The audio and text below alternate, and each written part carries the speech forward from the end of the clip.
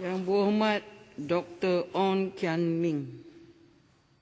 Salam sejahtera, Speaker. Soalan saya nombor 6. Yang berhormat Menteri.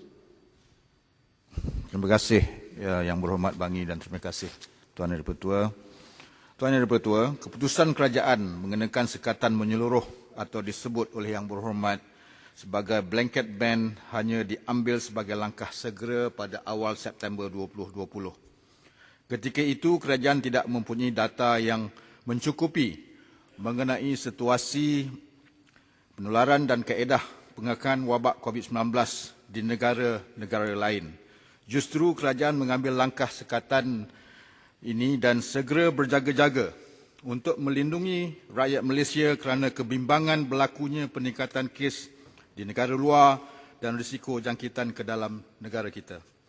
Dalam tempoh sekatan sementara yang dibuat tersebut, kerajaan telah mendapat maklumat ketika itu dan membuat penilaian risiko semula. Sehubungan dengan itu, pada 10 September 2020, kerajaan telah mengambil keputusan supaya pemegang pas expatriate kategori EP1 dan pakar teknikal atau pekerja mahir asing dari 20 buah negara yang dikenakan sekatan kemasukan dibenarkan untuk memasuki Malaysia. Ini juga termasuk MMH, program M2H. Mereka dikehendaki mengumpulkan permohonan daripada pihak Jabatan Immigration dan perlu mengemukakan dokumen sokongan daripada MIDA atau kementerian atau agensi yang berkaitan dan mereka juga adalah tertakluk kepada perintah kuarantin wajib selama 14 hari di stesen kuarantin yang ditetapkan kerajaan. Kerajaan akan terus mengkaji dan meneliti perkara ini dari masa ke semasa untuk membenarkan kemasukan dari luar negara secara bersasar dengan menggunakan kaedah ataupun konsep gelembung perjalanan. Untuk makluman ahli yang berhormat, sekatan kemasukan warga negara asing ke Malaysia ini dibuat berdasarkan jadual permakahan ataupun scoring boards yang mampu memberi gambaran jelas mengenai risiko mengimport kes COVID-19 ke Malaysia. Kriteria yang diambil di dalam pengiraan scoring boards metrik risiko ini adalah seperti berikut: bilangan kes COVID-19 dalam tempoh 14 hari kebelakangannya, kadar insiden per 1 juta penduduk dalam tempoh 14 hari kebelakangannya, kadar kematian 14 hari kebelakang per 1 juta penduduk, kadar kematian kes dan indeks pemulihan ataupun recovery index.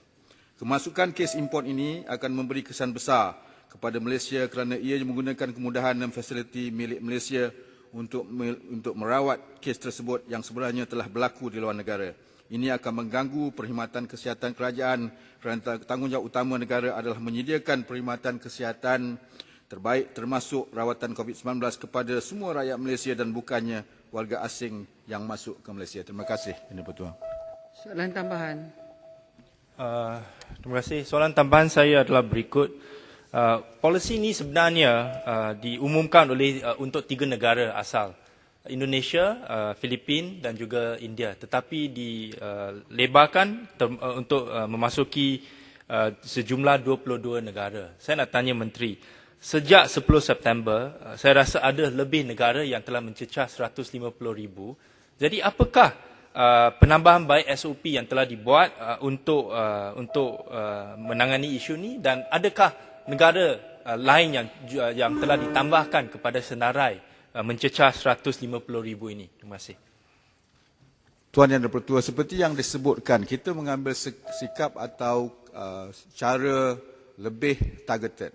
Kita dapat memantau dengan menggunakan maklumat terkini dan mengenalkan SOP yang dibuat di negara kita dan juga memahami SOP dari negara lain. Contoh, sekiranya sesebuah negara mengadakan kuarantin, mengadakan kuarantin sendiri sebelum mereka keluar, maklumat ini kena dibawa maklum kepada negara kita supaya kita boleh mengenakan peraturan tertentu untuk membenarkan mereka masuk ke Malaysia.